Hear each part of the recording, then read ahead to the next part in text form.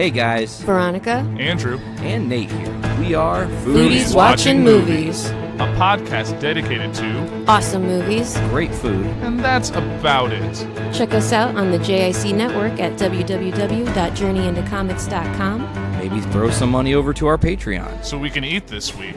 And now, your feature presentation. The following Journey into Comics. Journey into Comics. Journey into Comics. Journey into Comics.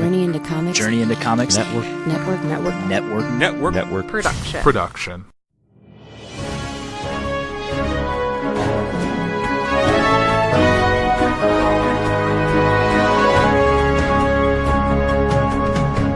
Hey everybody, what's going on? My name is Matt, and I am hosting Puhr 360. I don't know the title, honestly. I don't know how to pronounce it, but we're going to talk about some political or current events. And for those of you who know me, that ain't my cup of tea.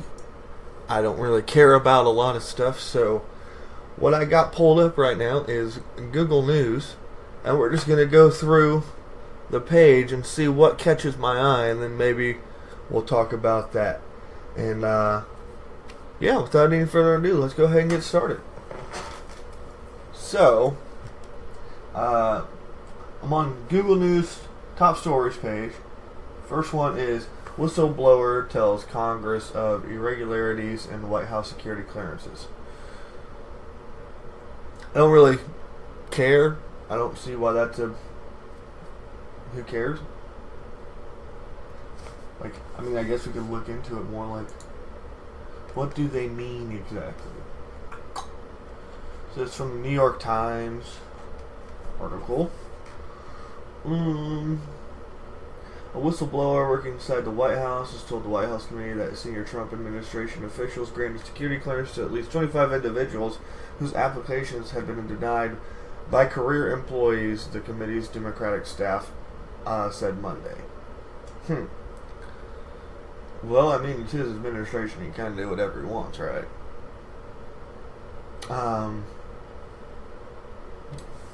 Yeah, I guess that's one. Who cares?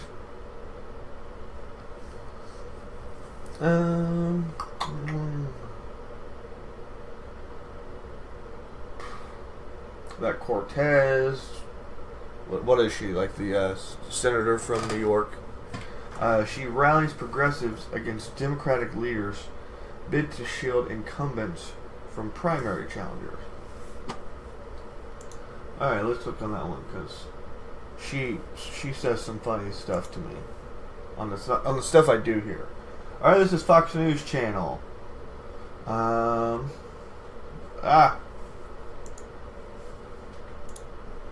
Okay. I had something playing in my ear. I don't think it recorded on it, but whatever.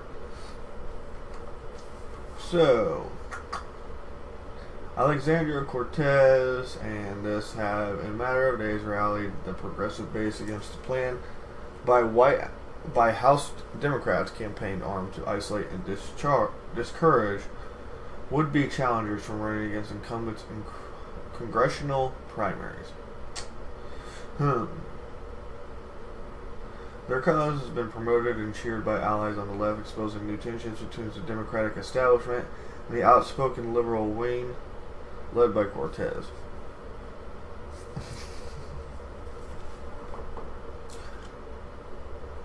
With her, I feel like she is kind of more of a... when I look at political science, for example, I studied it in college because my thing was for social studies education, so I had to study political science. And it's very much like a spectrum. And you have conservative on the far right and then liberal on the far left. And where you fall in that spectrum is kind of where your belief system is, and based off what office you're running from, you need to adjust where you are at on that spectrum. If you're running for president, you kind of need to work your way towards the middle, because you need to appeal to most people. But I feel like with Trump, that kind of changed a little bit. We weren't really able to see that we saw more of a guy who was a little bit more extremist on that right side get elected president, where someone who had the political experience and tried to appeal more with Hillary Clinton to that middle ground, even though she was still considered a Democrat and liberal, was less appealing, obviously, than the president we had elected. Anyway, I feel like that movement is starting to grow with the congressional elections we had just a year ago or a couple years ago,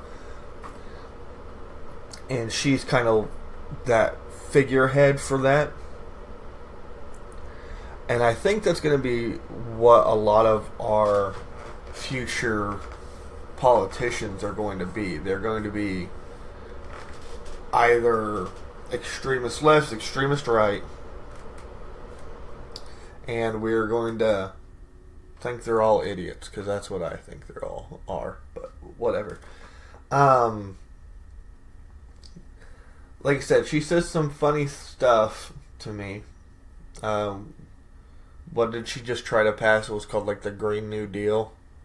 And she said something along the lines that if this doesn't pass, we'll all be dead in 12 years. I'm not too sure about that. That's it's an interesting take on a bill, and trying to get it passed is a scare tactic way, of course, but you at least got to make it sound reasonable. Okay, let's see. What's more on this page with this Cortez lady? Nothing. Holy cow! There's just boom, boom, boom. Just comments out the yin yang on that. Whatever. Alrighty. Let's see. What else should we look at?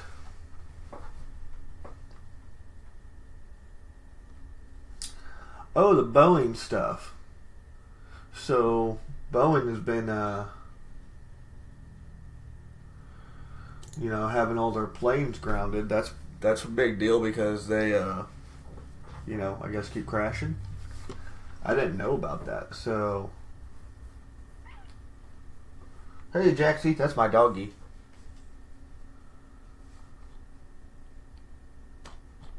So the agency is said to have skipped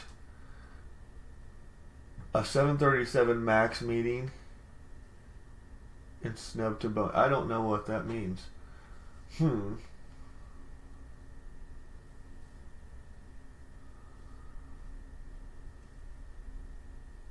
Alright, so I guess I'll read this first paragraph or something. There was a prominent no-show among 200 regulators, pilots, and airline managers that the Boeing company invited to preview a crucial software update for the 737 MAX this week, said people familiar to the matter, European safety officials. The plane maker is sending a team across the Atlantic to brief the European Union Aviation Safety Agencies, that's probably the EU, on the proposed changes after two of the jetliners, plunged to the ground within a 5-month period. Okay. So, that's not good, You don't want to be in a plane and it goes down. But the fact that people just said, we're not going to that, it's kind of a shitty thing. If they all work for Boeing, they're fired, I'll tell you that much right now. Alright, what else is... we got some sports news here.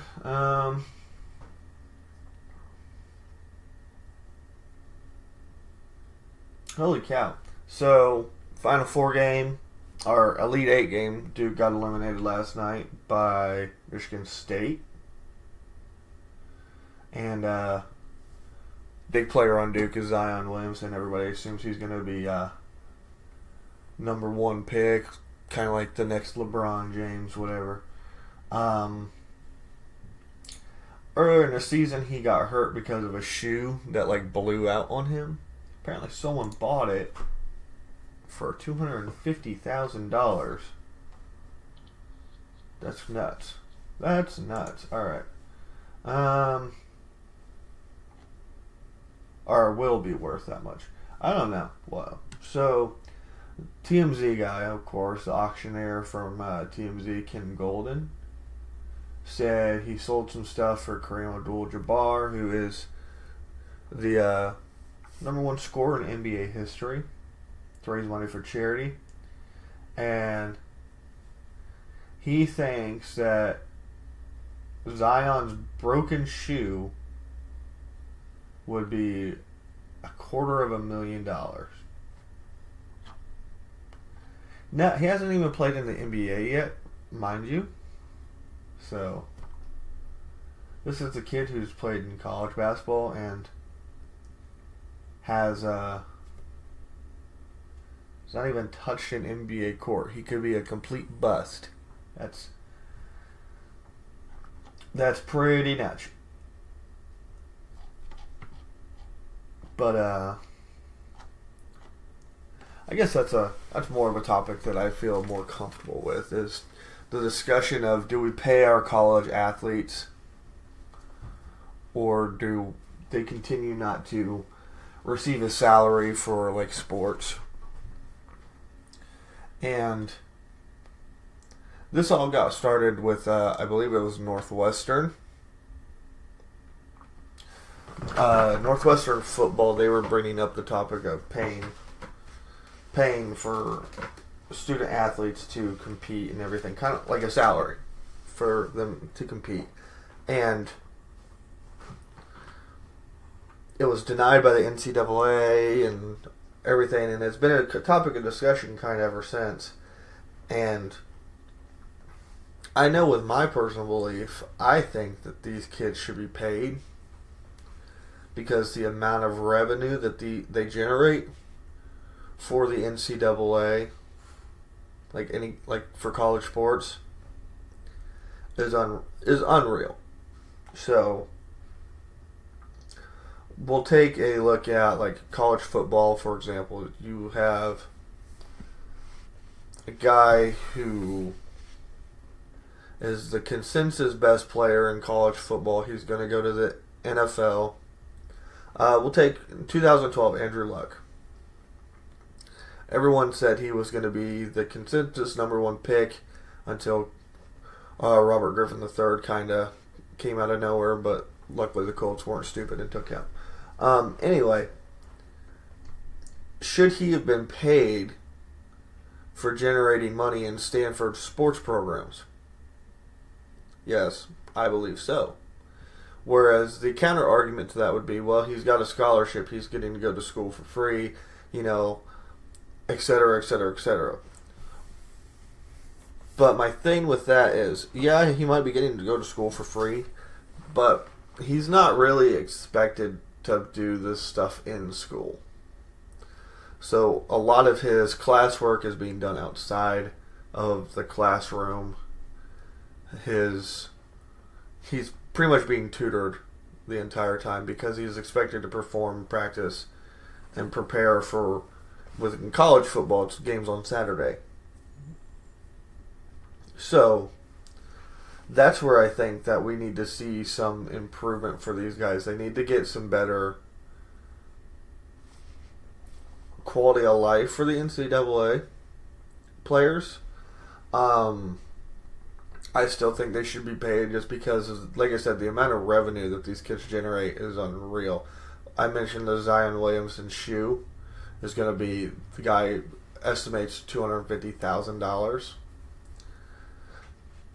He won't see any dime of that money unless it's donated to a charity, which he could do himself.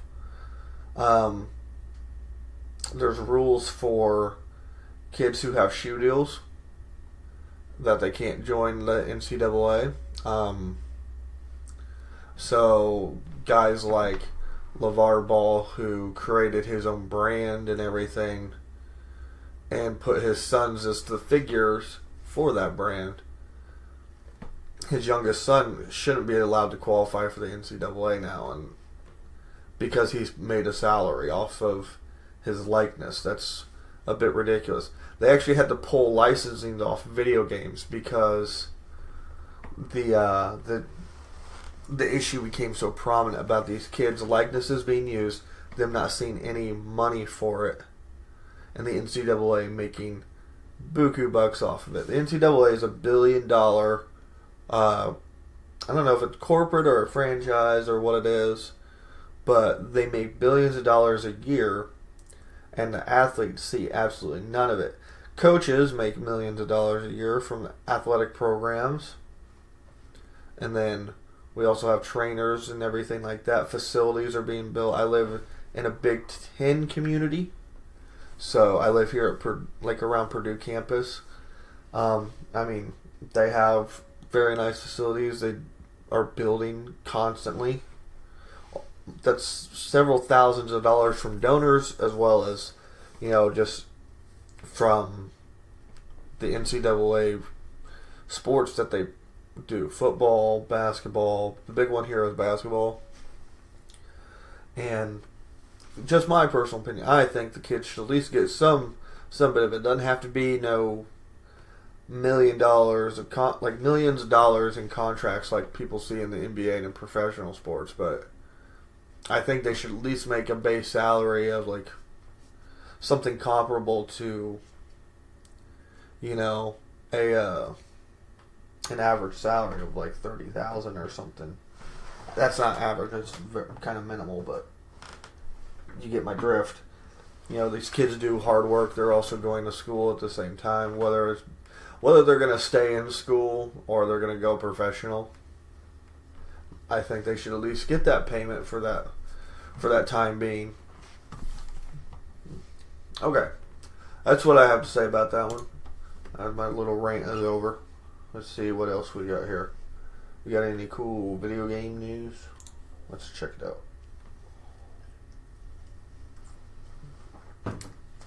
Water, that's some good stuff there.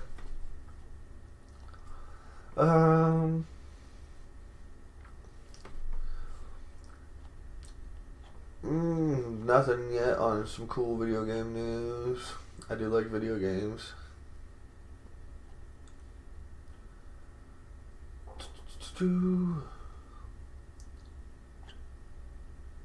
Oh, Fortnite's got another plagiarism thing going on.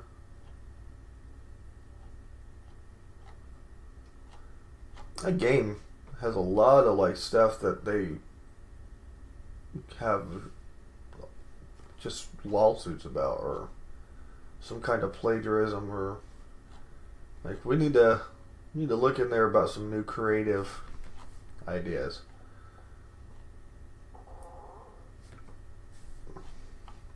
That stomach just growled. I don't know if y'all heard that, but I'll comment about it anyway. Alright, well, I don't see anything. Let's go to entertainment news.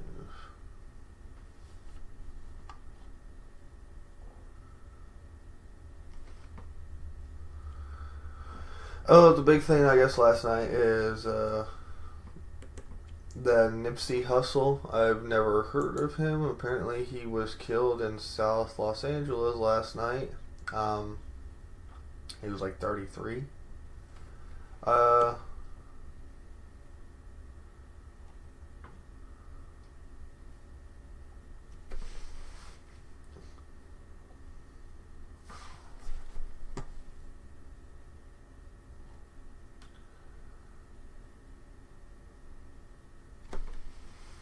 I'm not really sure, like I said, I don't know who he was, but, he's got a lot of pictures here with some famous people around.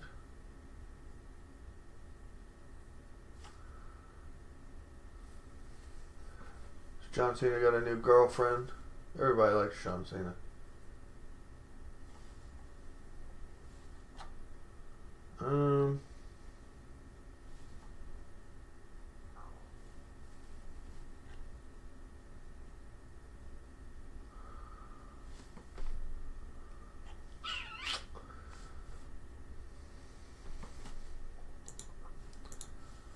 Dumbo, the movie Dumbo, apparently didn't do so well in the box office. It's still number one, but it didn't do as well as they expected, I guess. It only did $45 million.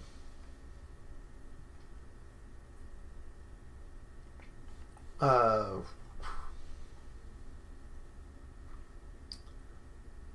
that was in domestic. They were expecting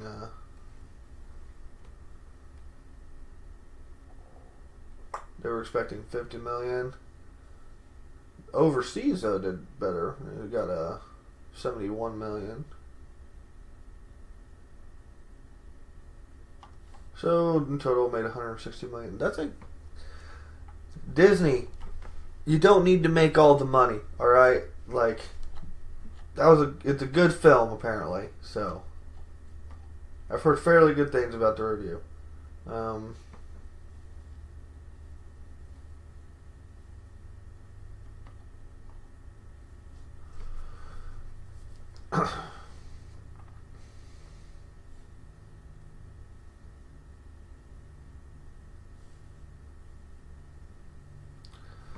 So, movie Dumbo came out 80 years ago. That's nuts.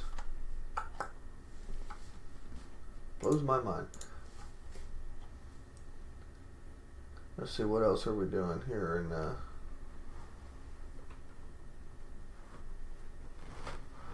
So, CinemaCon, Disney and Fox, streaming will be hot topics.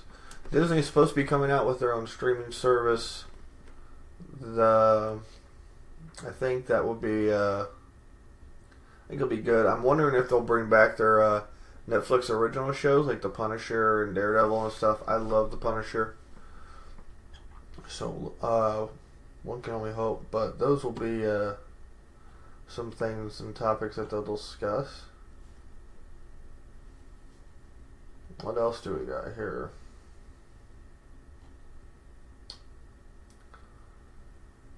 John Oliver calls Vince McMahon an asshole about wrestlers' health. I know maybe older wrestlers, newer wrestlers seem to be taken care of pretty well. I also think it depends on who his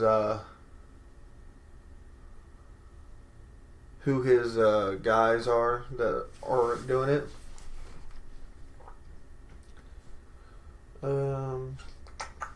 Let's see.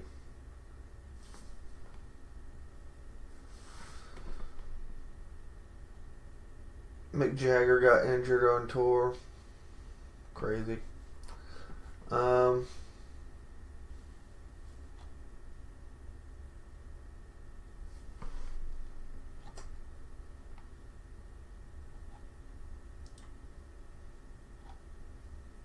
Yeah, I don't know. Elon Musk apparently dropped a R.I.P. Harambe rap song on SoundCloud.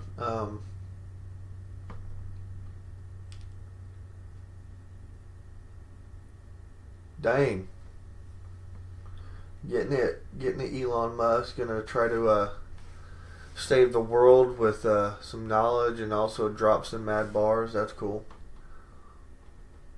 Apparently here it says a massive Avengers Endgame leak with heartbreaking spoilers might have just been proven real. We're not even gonna look at that, bro. Nope.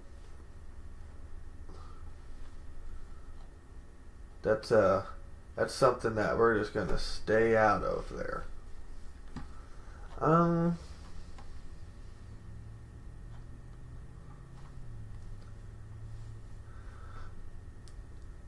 Jordan Peele's Us reveals capitalism and classism. Let me click on this.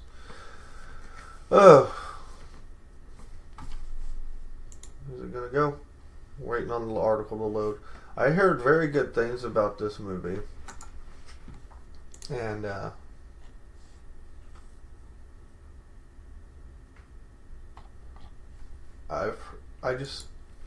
I'm not much of a horror guy. but apparently it is a fantastic movie that like gets you thinking. So Jordan Peele, the director, guy from Key and Peele, also Mad TV. This is his second film. First one to Get Out, which he won an Oscar for.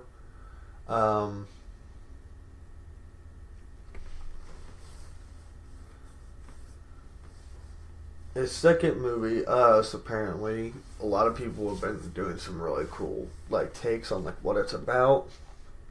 A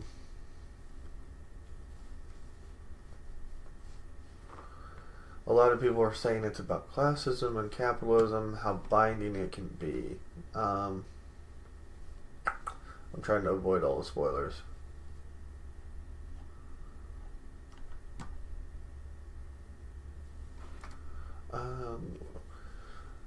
The film, Peele continuously nods to the ways that we are blinded at the need to consume.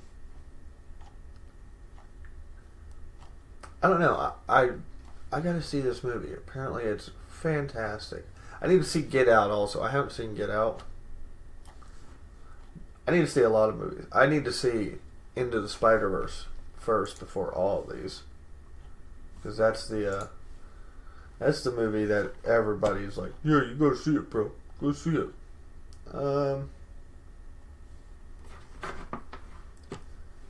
Fixing my mouse there for a second.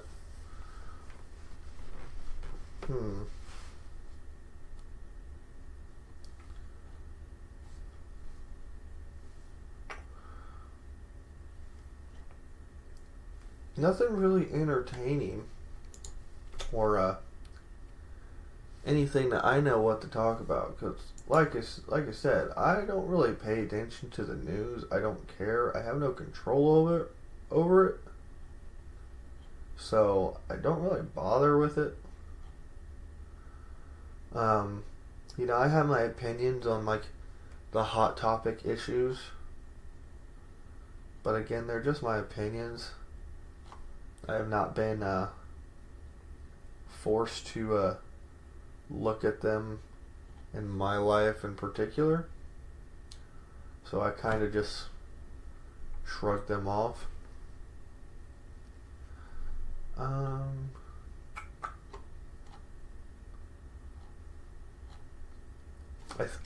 I would assume a majority of people do that. They just don't really discuss politics and culture and everything. But when we think about it, that might be the thing that we have to discuss the most, because we, as an American society, try to avoid conflict in that regards. And those topics are seen as conflicts, where instead they should be seen as discussions, because then we could take another individual's ideas and learn from them. So, in kind of my closing statements here, feel free to discuss your beliefs with people, whether you know them or not. But make sure it's a discussion and not a conflict. As soon as someone becomes hostile, they've lost all sense of reason and listening, that they won't be able to take any idea and see any value to it that they already don't agree with. Try to be open to new ideas and be willing to take everything at a deeper value, because people's beliefs aren't always off the face value of it. It's going to be something that resonates with them on a more emotional or subconscious level. So be friendly, be empathetic, be willing to understand but not agree, and just be be open to taking these ideas and going, okay, I see your point, but I still disagree. That's how politics and current events, I feel, should work. As a society for America, we need to be always trying to grow and evolve, and that's the only way we can. And our generation, as well as the generations behind us, are going to be the ones leading us to the new frontier. But anyway, with that being said, my name has been Matt. I hope you enjoyed this really bad episode of, I'm going to just say, the 360, because, yeah. And have yourselves a good old day.